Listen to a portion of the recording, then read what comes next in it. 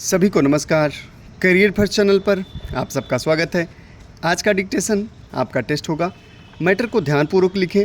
Transcription करने के बाद कॉपी को पीडीएफ बना करके ग्रुप में शेयर करें। कॉपी को चेक करके आपको उसी ग्रुप में वापस भेज दिया जाएगा। मैटर लिखने के लिए तैयार रहें। Yes, ready, start. महोदय, मैं वित्त मंत्री जी के इस कठिन परिस्थिति में, आर्थिक चुनौती में, जहां उनको जितना राजस्व मिलता है उसका आधा सिर्फ कर्जे का ब्याज चुकाना पड़ता है, इस परिस्थिति में जहां सीमा पर संकट है, सीमा पार से चुनौती मिल रही है, इन सारी परिस्थितियों में जिस प्रकार बजट और आर्थिक व्यवस्था वित्त मंत्री जी ने दी है, उससे हम राष्ट्र की चुनौती का सामना कर सकेंगे। उसमें इच्छा शक्ति दिखाई पड़ती है। हम अपने खर्चे को कम करें और अपनी उत्पादकता को बढ़ाएं, सरकार पर निर्भरता कम करें और अपनी आत्मनिर्भरता बढ़ाएं। यह किसी भी देश के लिए और उसके नागरिक के लिए गर्व की चीज़ हो सकती है। मैं 2 दिन पहले यूरोप गया था। यूरोप के मित्रों ने बड़ी अच्छी बात कही। भारत के वहाँ तमाम लोग रहते हैं, जिस पर गुजरात की हम बात करते हैं। गुजरात के लोग भी वहाँ थे।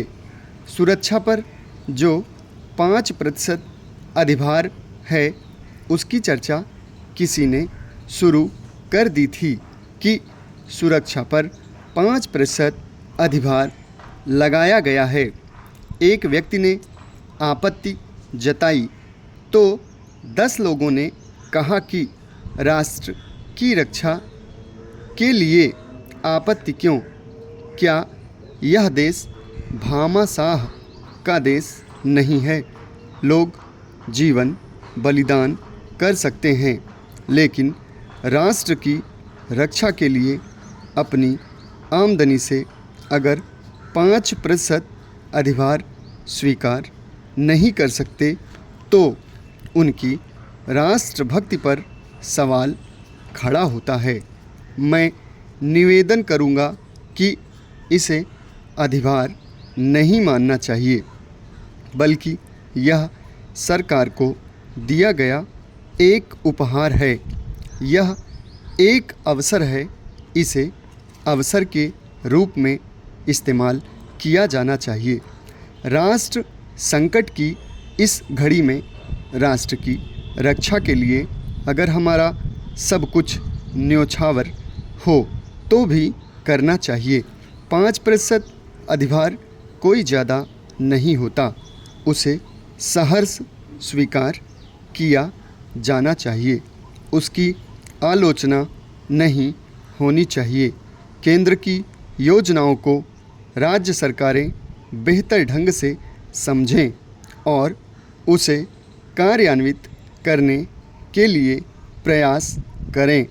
मैं आपको बताना चाहता हूँ कि केंद्र सरकार द्वारा एक प्रदेश को सूखा राहत के लिए पैसा दिया गया। उस पैसे से उस राज्य सरकार ने हवाई अड्डा बनाया। तो आप समझ सकते हैं कि अगर ऐसे काम होगा तो कैसे लोगों को राहत मिलेगी। इसलिए राज्य सरकारों को भी यह जिम्मेदारी महसूस की जानी चाहिए जो संकट देश के सामने है। उसे राज्यों को भी देखना चाहिए और महसूस करना चाहिए और इस आर्थिक संकट के समाधान में सभी लोगों को सहयोग करना चाहिए। समाप्त। धन्यवाद।